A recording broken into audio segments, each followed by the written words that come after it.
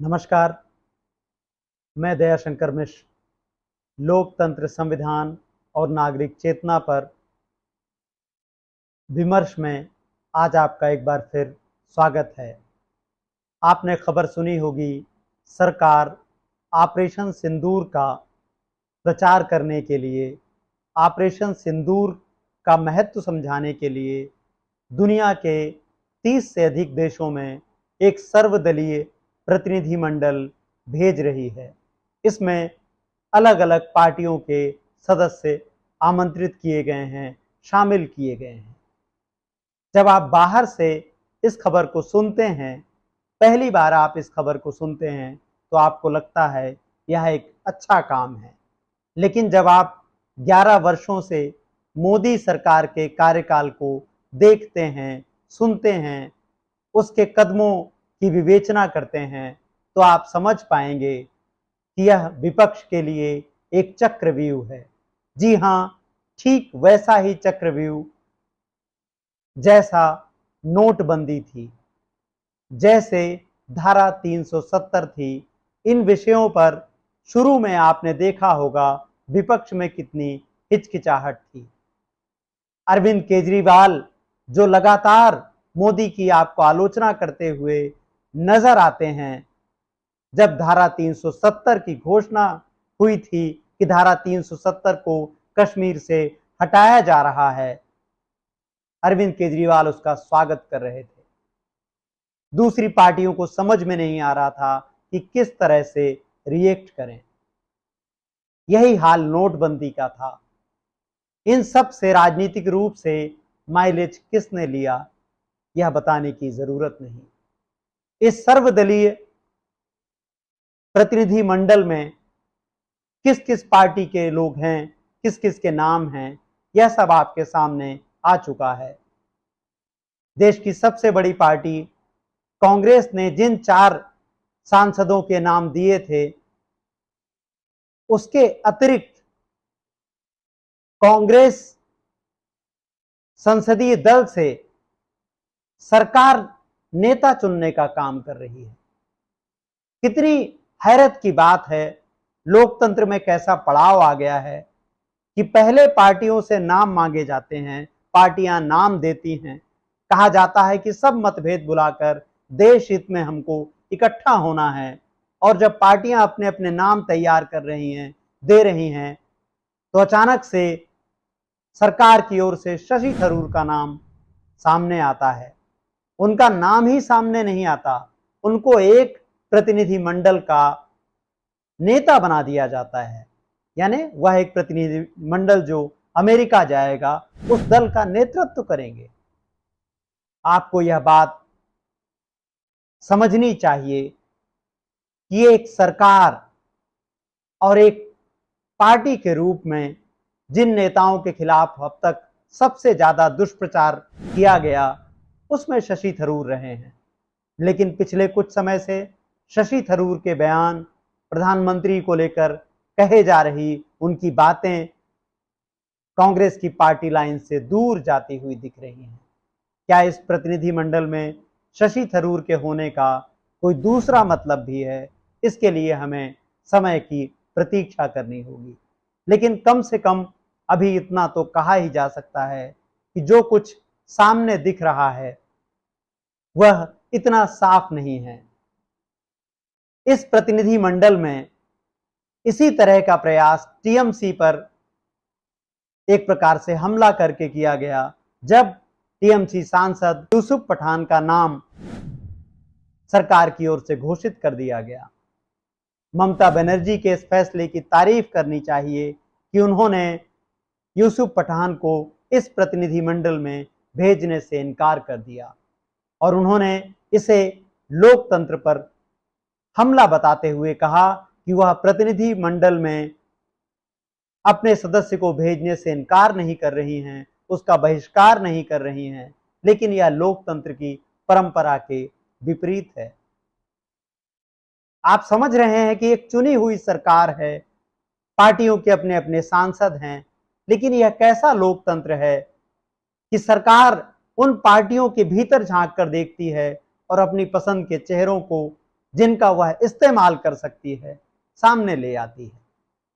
आपको सवाल पूछना चाहिए कि अगर यूसुफ पठान की इतनी जरूरत है, अगर किसी मुस्लिम चेहरे की इतनी जरूरत है, तो बीजेपी के पास एक अपना मुस्लिम सांसद राज्यसभा और लोकसभा में क्यों नहीं है? यह सबसे बड़ा सवाल है जो इस देश के नागरिकों, चिंतकों, सामाजिक कार्यकर्ताओं को बीजेपी से पूछना चाहिए।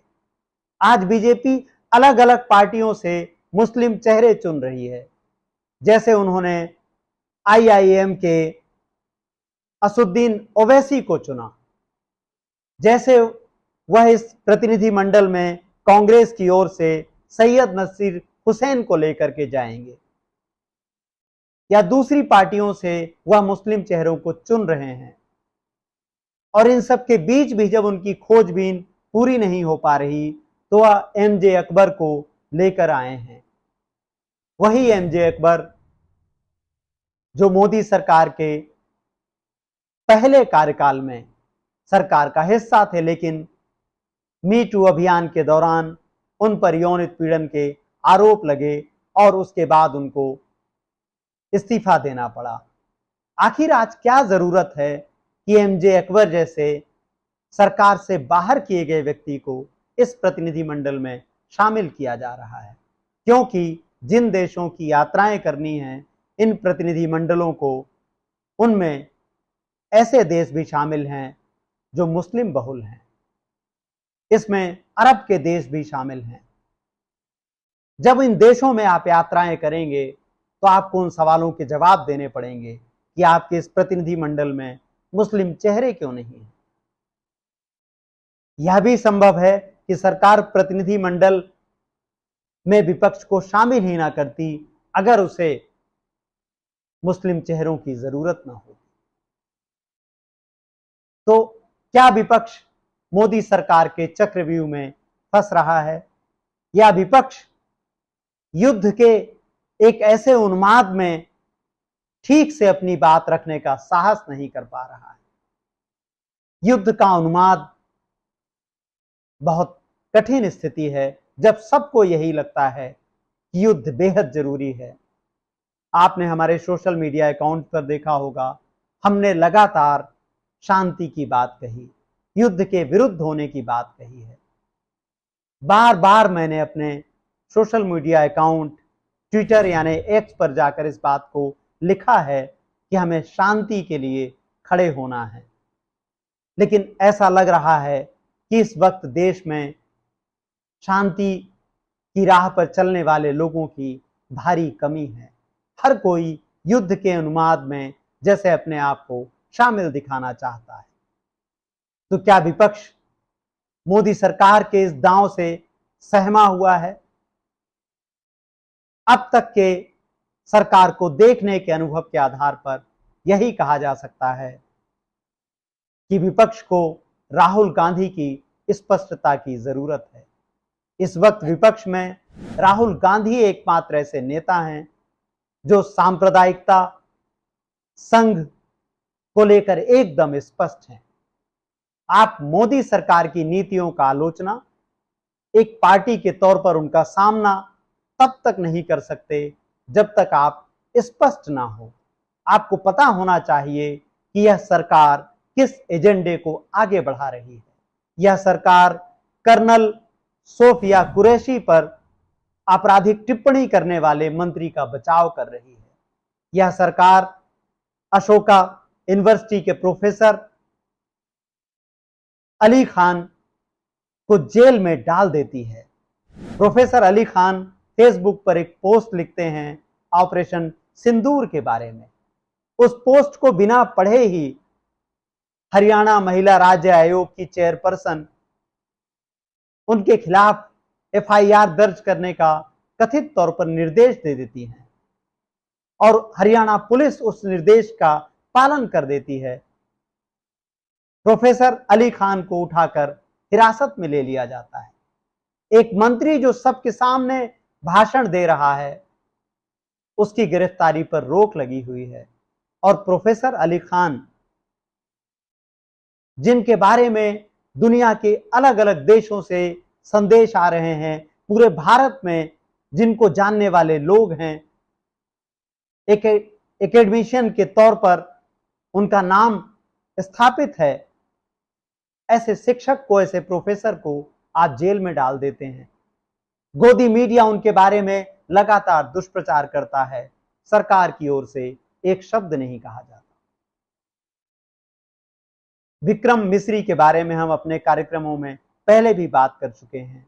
विदेश सचिव जिन्होंने कितने संयम से और कितने शांतिपूर्ण तरीके से आपको भारत पाकिस्तान के बीच तनाव के पूरे अपडेट दिए, जानकारियां दी, उनको ट्रोल किया जा रहा है। सरकार की ओर से एक शब्द नहीं कहा जाता। इसका क्या मतलब है?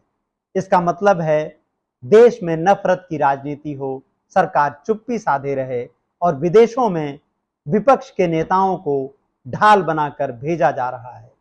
यह सरकार का चक्रव्यूह है। विपक्ष को इसमें स्पष्टता की जरूरत है। विपक्षी नेताओं को, जिसमें सभी पार्टियां शामिल हैं, उनको राहुल गांधी की तरह सांप्रदायिकता और आरएसएस पर साफ साफ बात करने की कोशिश करनी चाहिए। अपना दृष्टिकोण बहुत स्पष्ट रखना चाहिए। इस प्रतिनिधि मंडल में अपने नेताओं को भेजने का मतलब है कि आप लौटकर सरकार की क्या आलोचना करेंगे। इस प्रतिनिधि मंडल में जब आप अनुराग ठाकुर के साथ होंगे, निशिकांत दुबे के साथ होंगे, ऐसे नेता जो लगातार देश के 20 करोड़ से ज्यादा लोगों को लगातार गालियां दे रहे हैं, उनके खिलाफ अपमानजनक बातें कर रहे हैं, आप प्रतिनिधि मंडल में जाएंगे और उनके साथ तस्वीरें खिंचाएंगे और इन सब बातों का विदेशों में जाकर बचाव करेंगे।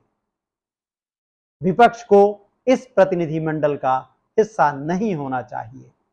वह अपने 20 करोड़ से ज्यादा लोगों को असहाय नहीं छोड़ सकता है। सरकार की जिम्मेदारी नागरिकों की रक्षा करना है, उनको असहाय छोड़ देना नहीं है।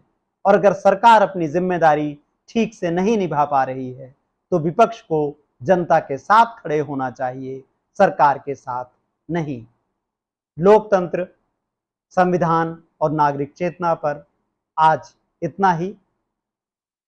हम आपके सहयोग के बिना अपना चैनल नहीं चला सकते। हमारे चैनल को ज्वाइन कीजिए, हमारी मेंबरशिप लीजिए और अधिक से अधिक तरीकों से, सुपर थैंक्स के माध्यम से, मेंबरशिप के माध्यम से हमारा सहयोग करने का प्रयास कीजिए।